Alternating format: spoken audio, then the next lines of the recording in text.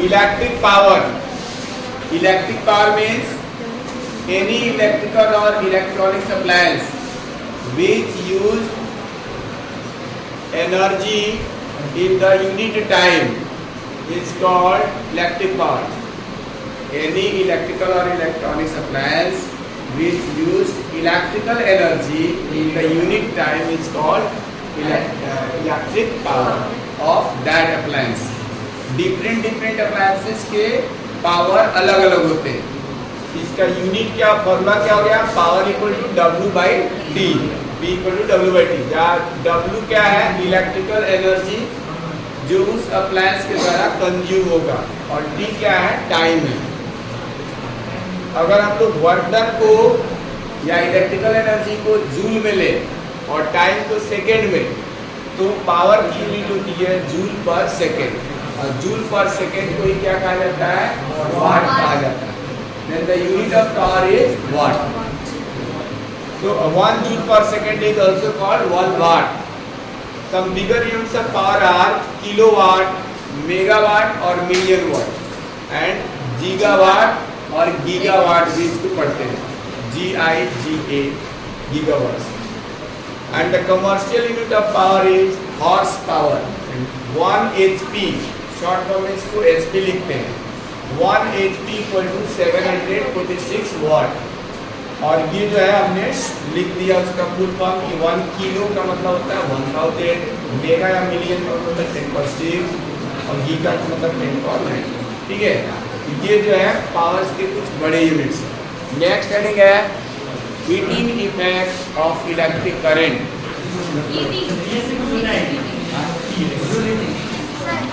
Heating effect. When electric current is passed,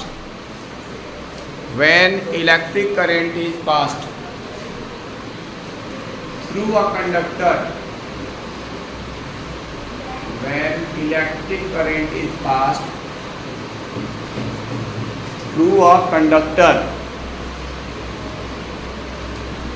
for some time,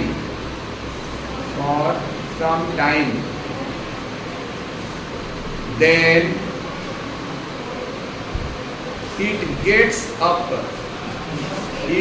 GETS, it gets up heated,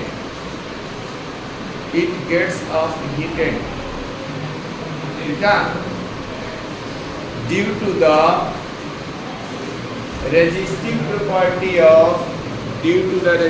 property of conductor. In this process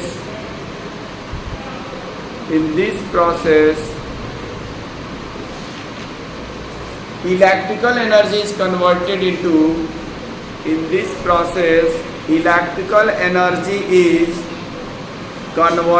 into heat energy. Electrical energy is converted into heat energy. Full stop. This effect of electric current is called last line. This effect of electric current is called heating effect of electric current. Heating effect of electric current.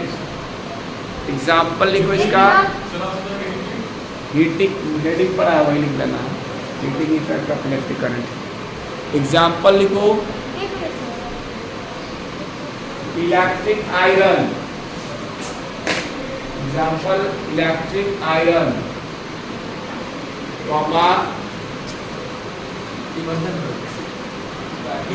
Heater, geyser, electric filament bulb, filament वाला जो आता है उसकी बात हो रही है, electric filament bulb, immersion rod उसको बोलते हैं। इमल्सन रॉड लिख लोगे तो लिख लो, नहीं तो रहने दो, इतना एग्जाम्पल है। ठीक है, ETC। अब उसके बाद में इतना लिखने के बाद ना अब तब ये लिखना है कि यहाँ पर वी नो दैट करके लिख लेना, ये डिफिनीशन है, we know that V equal W by Q, और इसे डब्ल्यू को कितना लिख लिया, फिर यहाँ पर H equal to V I T, this is equation first, and after then heat energy is also given in the different form, H equal to VIT, or you can also write V equal to IR, V equal to IR, and this is IT, so it becomes I square IT, because V equal to IR by the Ohm's law.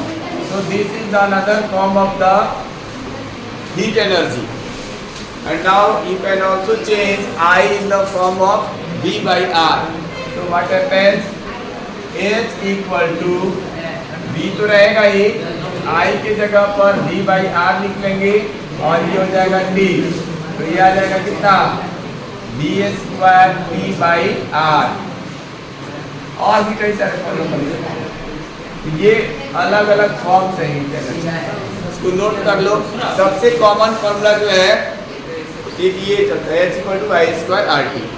अब तुम लोग से पूछा जाएगा, जैसे कुछ एक question आता है कि एक 100 वाट, कैसे लिखते हैं, 220 वोल्ट 100 वाट का बल्ब है, और एक 220 वोल्ट 60 वाट का बल्ब है।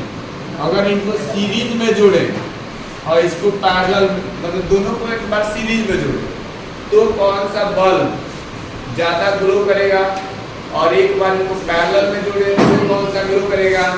और एक बार पूछता है इसी तरह से कि इसमें से दोनों बल्ब में अगर सीरीज में जोड़ेंगे तो कौन सा ज़्यादा हीट एनर्जी प्रोड्यूस करेगा, और पैरेलल में जब कनेक्ट करेंगे तो कौन सा हीट एनर्जी ज़्यादा प्रोड्यूस करेगा। तो इसमें जो है, जब सीरीज में जोड़ने के लिए बात करेगा, हीट एनर्जी पूछेगा, तो सीरीज में करंट सेम होता है, पता है ना, series combination of the series condition in which current are same in the all resistance.